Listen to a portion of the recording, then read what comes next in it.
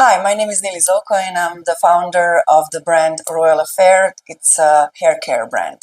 So we found the Marine and brand Elevate roughly about 5 to 6 years ago when we just started with the brand. And I was in a need of brand strategy and some directions, how to launch, how to represent the brand, and be more structural.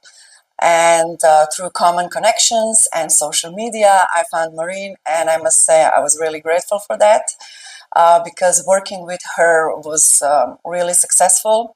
I loved how creative she was. I loved how she wanted to go deep into the brand to get to know the brand.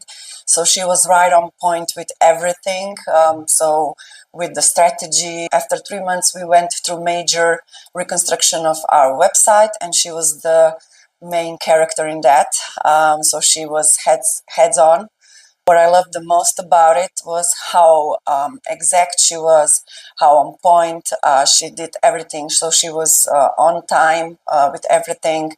And most of all, I loved her creative side. So it's my deep, deep recommendation if you're in need to elevate your brand, to contact Brand Elevate.